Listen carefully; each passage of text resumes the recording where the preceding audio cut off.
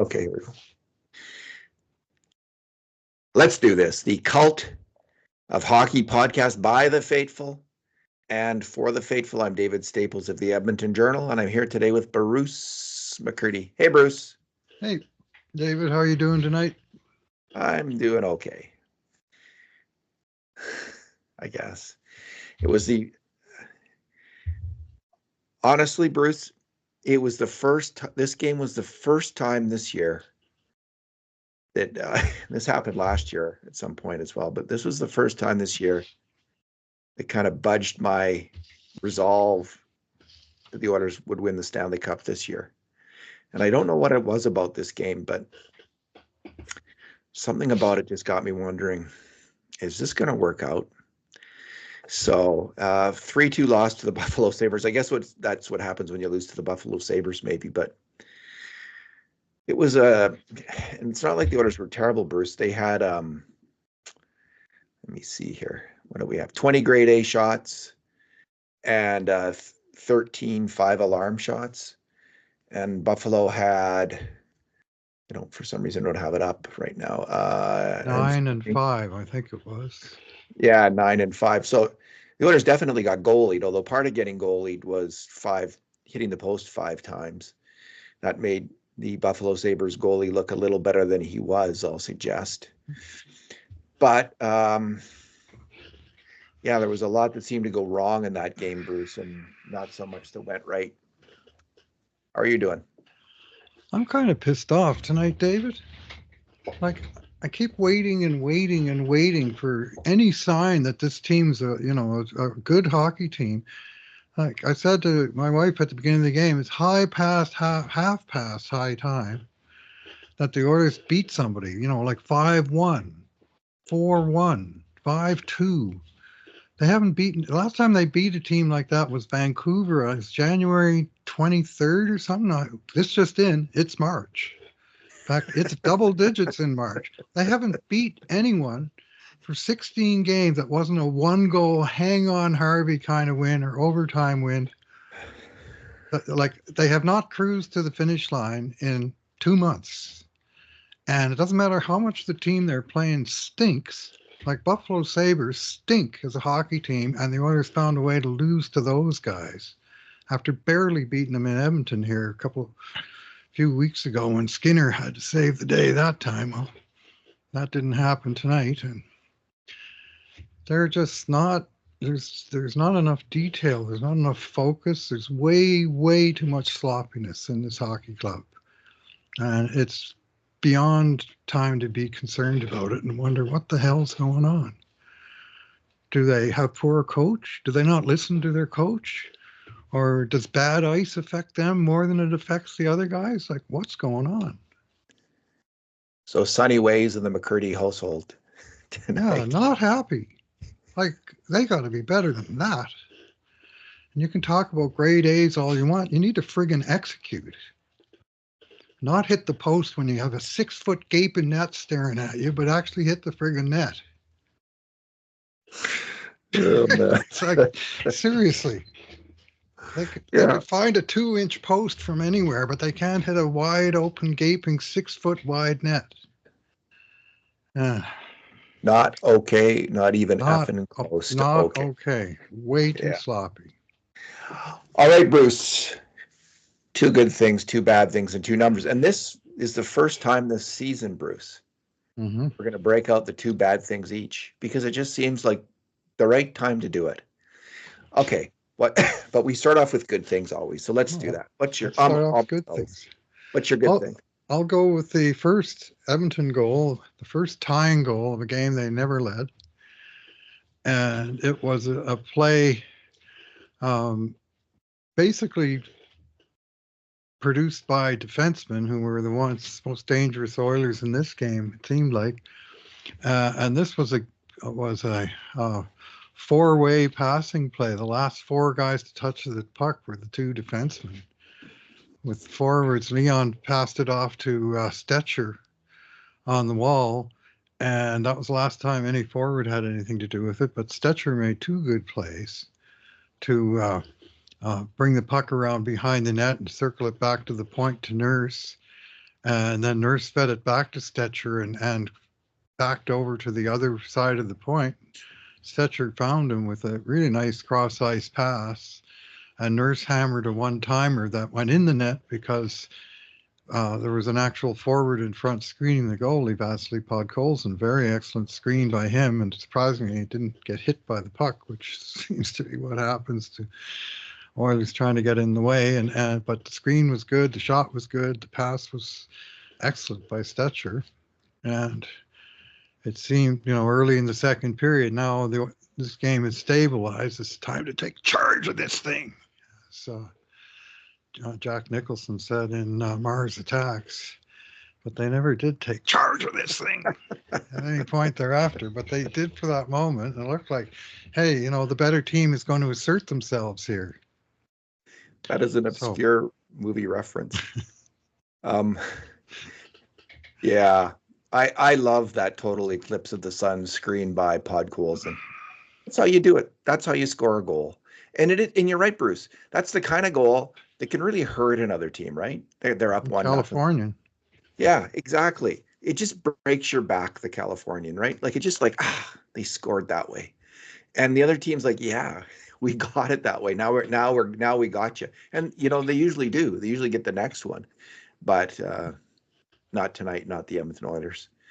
And in fact, as we're going to get to, the next one was like, a goal against that really typified the absolute crap ball play that we're seeing from the Oilers on the rush, against the rush this year, which is absolutely killing them as much as anything else. My good thing, Bruce, is though, after the Oilers gave up the 2-1 goal, they did come back and they tied it again.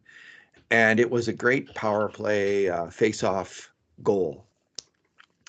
So Leon wins the face-off to McDavid, who's up top. He's kind of on the blue line. And Bouchard's off to the side on his off wing. All the better to one-time the puck. McDavid moves, attacks the net directly, and then makes a couple great head fakes and puts the puck over to Bouchard, who just absolutely blasted in. One-timer goal, apparently his first power play goal of the year. Bruce, that play was so spectacular that I wonder why the Oilers don't do that more often.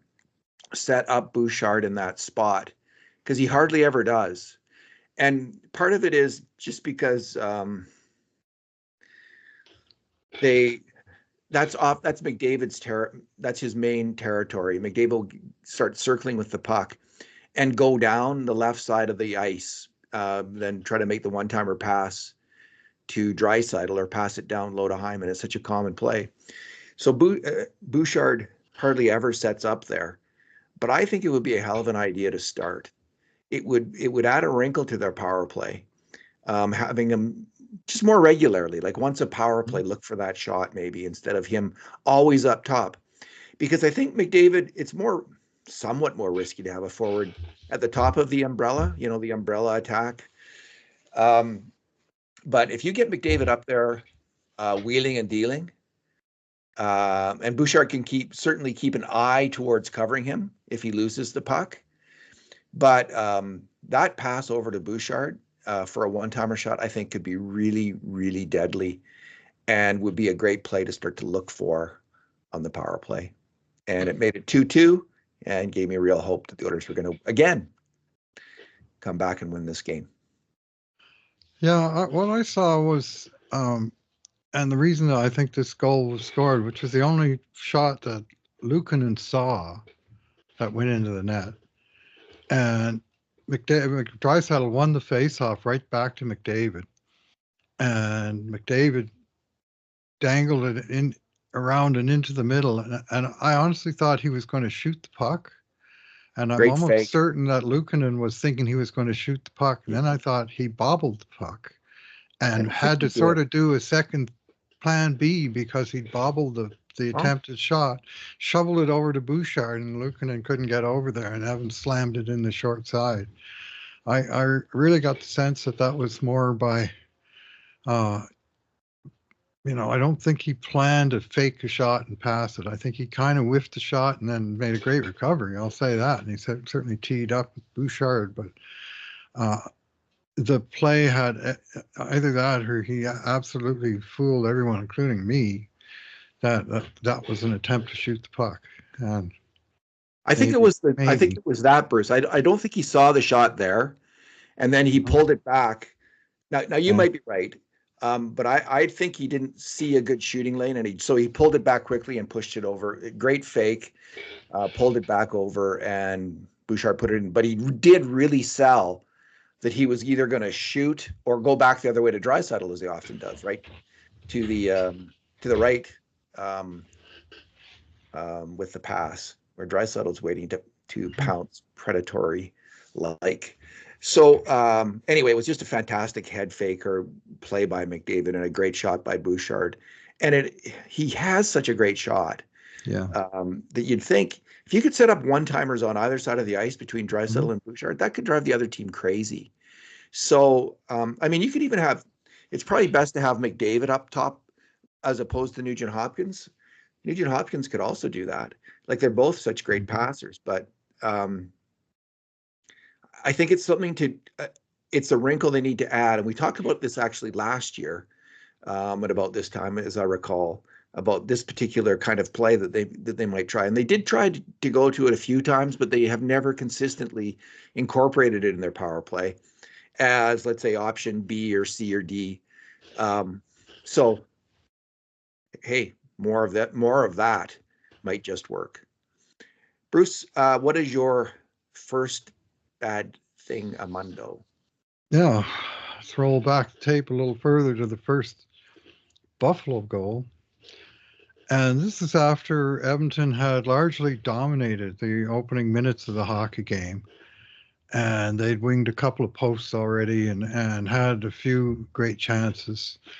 Um, and in between times, they had a couple of bad moments. Victor Arvidsson had a horrendous giveaway right in front of his own net that resulted in a very dangerous opportunity. Well, this play that came 13 minutes into the first period, and Oilers had the puck, good possession of the puck inside of the Buffalo zone until the puck got passed to again Victor Arvidsson, who just fumbled the pass, and he fumbled it right at the offensive blue line, which is a deadly place to be making turnovers of the puck.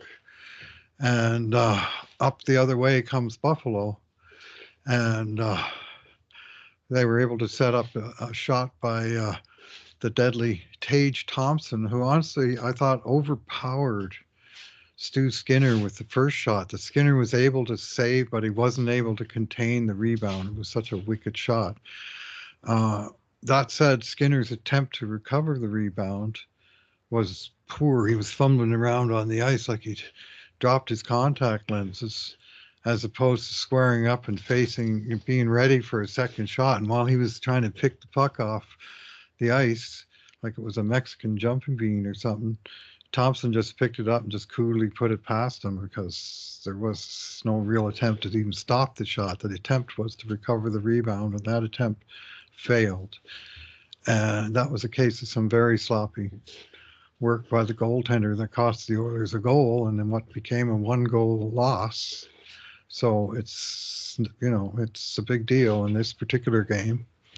And bad puck management, sloppy rebound control. Boom. And sloppy is a word that's going to appear in my game grades tonight more than a couple times. Yeah, Starting with that the was headline. that was a really that was a bad one. Yes, it was. That was a bad one, and Mhm. can't have it. But there's no rush at all if Arvidsson can make a play with routine play with the puck inside the other team's blue line. So even when the goalie screws up, it's not usually not just the goalie. And the defenseman that got beat, I had a little sympathy for, but Yeah, like you need a save there. But anyway, yeah. He's Skinner's got to cover that, obviously. Bruce, my bad thing is a rush play. The second Sabres goal, and I think it really does kind of typify just the lack of intensity, the lack of focus, and the lack of effort, the laziness of the Oilers. This was a lazy play by veteran Oilers hockey players, Brett Kulak, Connor McDavid, Ryan Nugent-Hopkins, and Zach Hyman. The Oilers have the puck in the opposing team's end. There's an attempt on the net, and it goes back the other way. But it's a 3-on-3. Shouldn't be any problem. There's no peril in the Sabres attack initially on the 3-on-3. But as they cross the blue line, both Kulak and especially Kulak, Ryan McLeod's coming down his wing, and Kulak's backed way in on his goalie. Instead of protecting the blue line, he is way back. And McLeod's attacking with another Sabres defenseman. And Connor McDavid's right beside McLeod coming into the zone. But instead of going for the puck, instead of like getting stick on puck or blocking a passing lane to the middle, McDavid anticipates that there's going to be a back pass to the defenseman, which he will pick off. So instead of going right at McLeod, aggressively going at the guy with the puck, which is the play, he goes behind McLeod. At the same time, Kulak having backed off way back, they leave the pass to the middle of the ice completely wide open. And again, it wouldn't be a problem because it's at that point a 3-on-3, and Darnell Nurse has his man, except the danger man has crept up into the play. The fourth Sabre has charged up to the ice. Initially, that Sabre is way back with Nugent-Hopkins and Hyman. And neither Nugent-Hopkins nor Hyman hustle back on the back check. They come lazily and slowly back up the ice, letting the Sabre guy charge in there, get the puck, and shoot. And Bruce, that was just 4 veteran players playing non-championship defense, to be kind about it. It was completely unacceptable from all 4 of them. And I think it's maybe the second game in a row I've highlighted a goal like this. So, yeah, it was just a very, very frustrating play. Can't remember who actually drove that in, but it was Alex Tuck. Tuck, yeah. 25th of the year. Like maybe you might want to think about covering that guy. Yeah, it's just really bad. You just like, how are they doing? How are they like? They know that the rush is a problem. They know that their goalies aren't particularly good off rush plays. They know that they've been the worst in the league for a month at allowing rush plays, and here they go again. Just la-di-da, lazy daisy, and it's in the net. Yeah, that was the moment that I think I started. That was the moment that budged my resolve. It's like, I don't know. I don't know if this team is committed enough to defensive hockey and to winning hockey to win. They have the talent if they are, because they have McDavid and Draisaitl. They have the talent to win, but I don't know if this team's committed enough to do that. Yeah, you got to wonder. I mean, really, all 3 goals came on the rush tonight. Yeah, sure. The Thompson goal was a rebound, but they came rushing in, and the coverage was nowhere near good enough. And the one you just described was putrid coverage, and the one you're going to describe, not much better. And it's a problem. And as you say, the bigger problem is, what are they doing about it? Like, it's a recognized problem, and you're still giving up 3 goals in one game to the worst team in the Eastern Conference. Yeah. Bruce, let's get to your second bad thing. I got to go and just check one thing while you're talking. I'll be back in 30 seconds. So start on your second bad thing. Yeah, my second bad thing is really the lack of pushback from Edmonton in the third period. They've tied the game 2-2 at the end of the second. They give one up 3 minutes into the third period, and they're down 3-2 to, need I remind, the worst team in the East that's given up 79 goals in third periods this year in 60-odd games.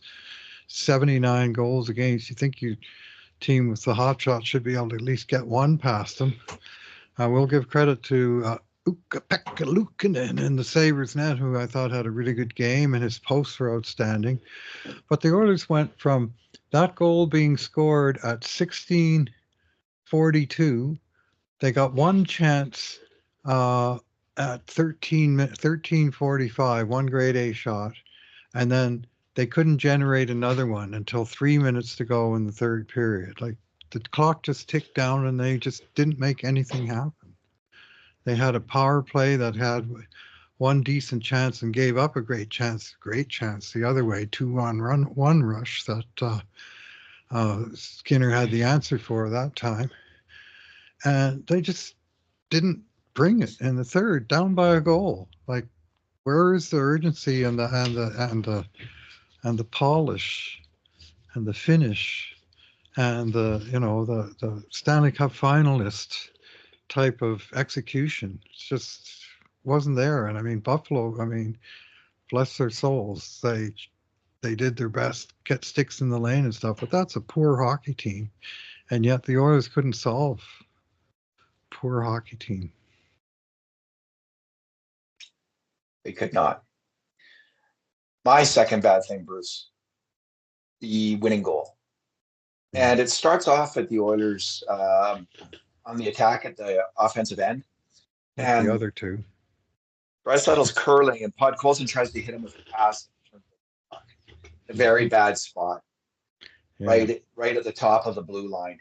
And then it's a race for the puck between two Sabres and one Edmonton Oiler. The Edmonton Oiler is Evan Bouchard, and the Sabres are Tage Thompson and Josh Norris.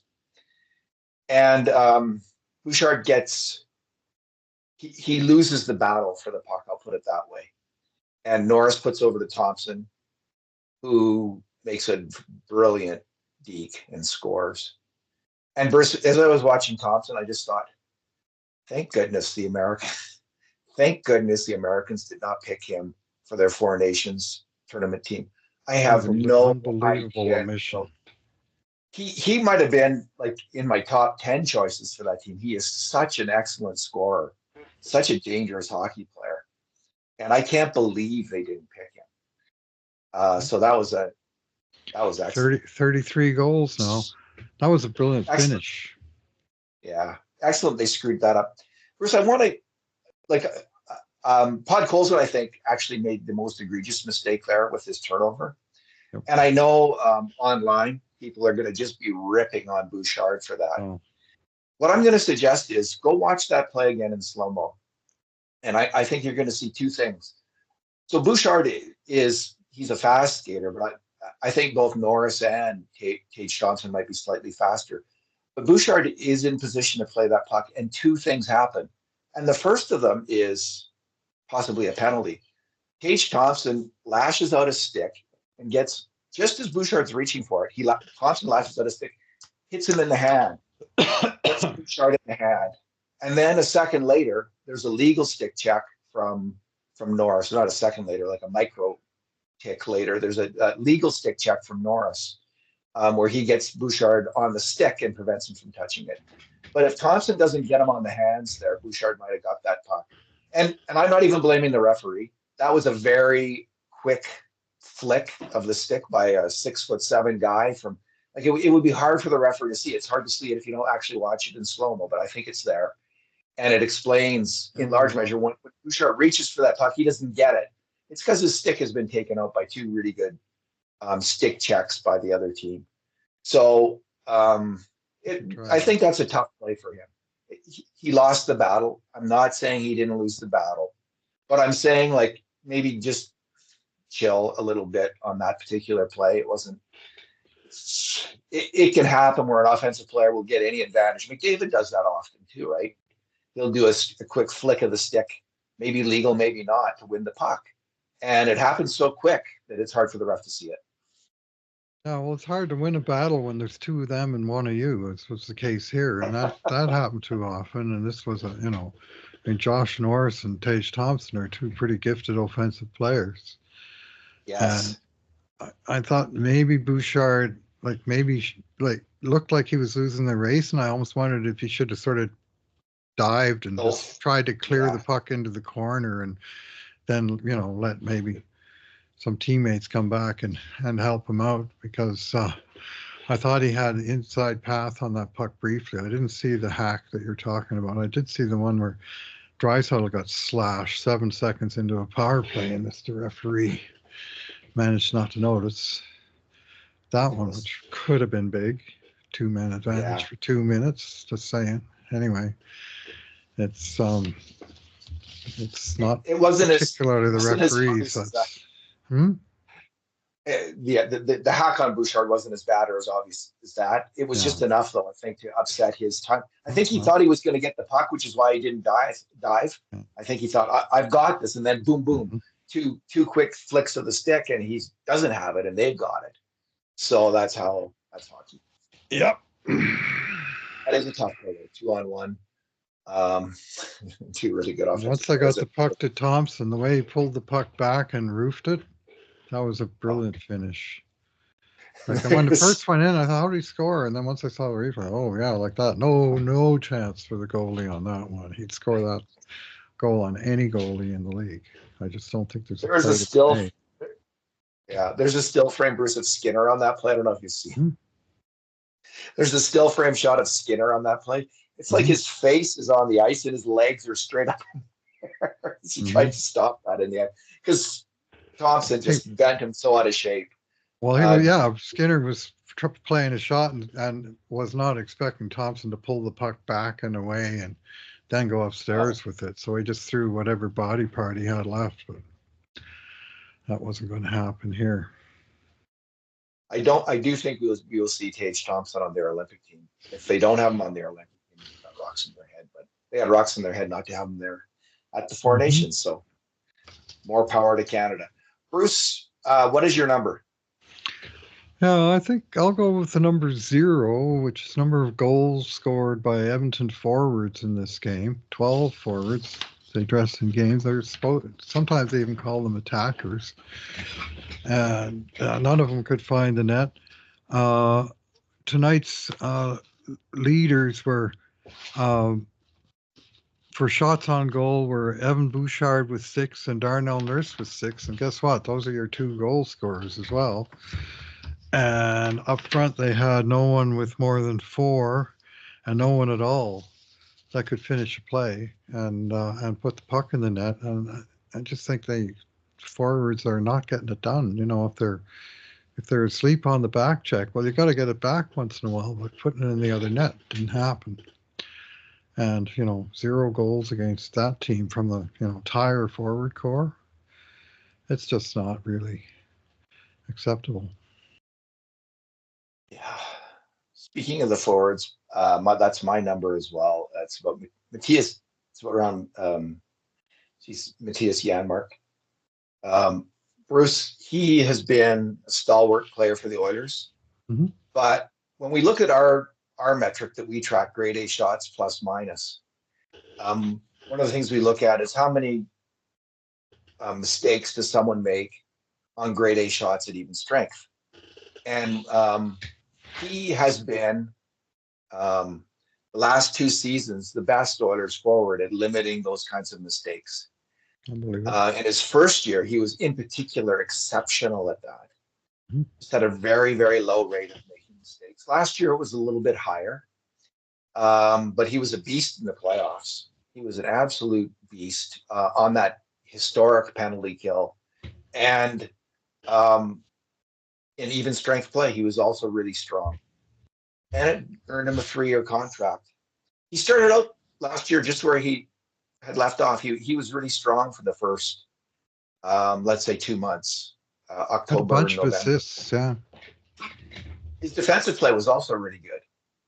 But in the last 3 months, Bruce, in the last 34 games, his rate of mistakes on grade A shots has doubled. It has doubled. So it's gone from an exceptional rate, kind of you might make one such mistake every 2 games, to where he's making a mistake like that at least once a game. And for a guy who's only got 2 goals, and for a guy whose bread and butter is both shorthanded and even strength checking, That is not even close to acceptable. He should be sitting regularly at this point.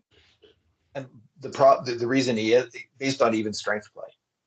I guess they still trust him enough on the PK, and they don't have enough players they can trust on the PK.